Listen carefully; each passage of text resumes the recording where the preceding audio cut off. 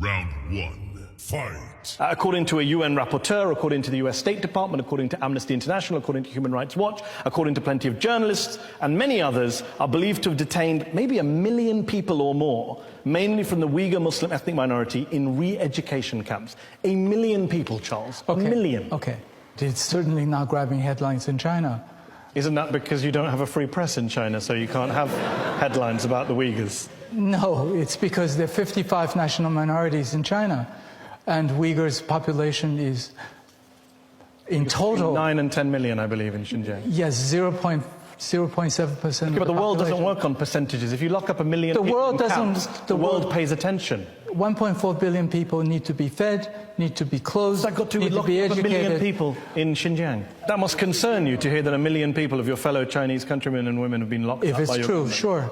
How do we establish if it's true or not? Why don't you let people in to check and count? Then we'll know for sure. I think people have visited. No, they've been on kind of supervised trips with Chinese monitors to select camps where they haven't been able to see everything.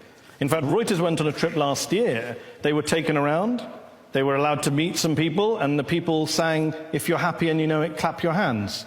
And Chinese government monitors stood in the room the whole time, and no one was allowed to speak to anyone independently. well, you know, Charles, that there are people who've been in those camps, who have come out of those camps, are now refugees in the US, in Kazakhstan, and they have testified to hooding, shackling, torture, sleep deprivation, sexual humiliation, starvation. This is what's coming out from people who've been in those camps in Xinjiang. If it's true, then it's certainly very bad.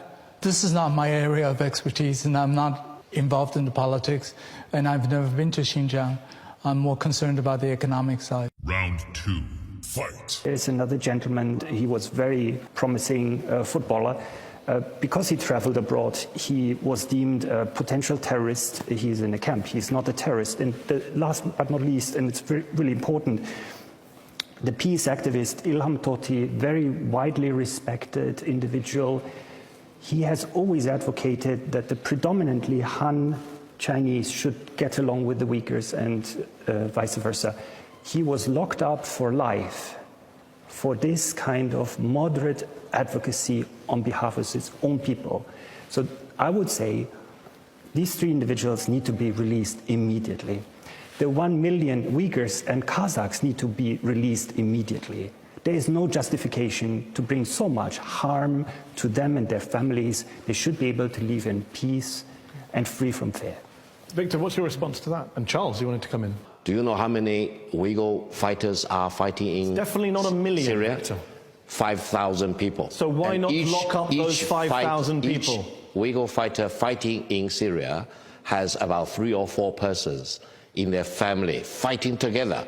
How does 5,000 fighters go over to Syria? Come on, Charles. Every country has had problems with fighters going out to Syria. Okay. France has endured far more terrorist attacks than China has. Wait, and French have not locked up 1 million Muslims in France. 5,000, and how did they get there? There's a support group. Same in France, Charles. And the French have not locked up 1 million people. They have a problem. The French claim they have a problem of radicalization. They've brought in a state of emergency, but they haven't detained 1 million people. But even the French haven't said, you can't name your son Mohammed. You can't have children entering mosques. Government employees can't fast during Ramadan. You can't grow, quote, abnormally long beards. That's what Beijing has banned Uyghur people from doing. That's false. How about children not being allowed to go into mosques? That's totally false. Why is it false? How do you know it's false? Because I've seen the photos of the signs. There are photos of the I have a neighbor, immediate next door neighbor, who is Muslim and who goes to mosque with his children. In Beijing? Yeah. He's not in Xinjiang. On the one hand you say, don't ask me, I don't know anything about this, but then you jump in to say everything's fake. Final round, fight. Stephen, let me ask you this. You're listening to Charles and Victor saying this is propaganda. What do we know? What does the evidence suggest to you that you've seen that can be corroborated about what's happening on the ground on a place like Xinjiang? What we do know of the political system is that the Communist Party of China has a monopoly of the truth and a monopoly of history in China. Therefore, what they say must be true is by definition, and what anybody else has to say that does not coincide with what the party says are false news.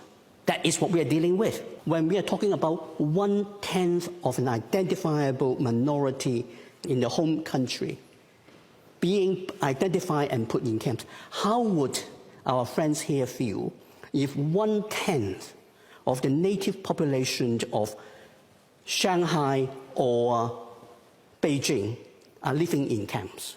Charles, do you want to answer that? I've never thought about that question. Okay, but he's just posed it. I just don't see it. I don't see it happening. I don't see it possible physically. I just don't see it. I don't see it happening. I don't see it possible.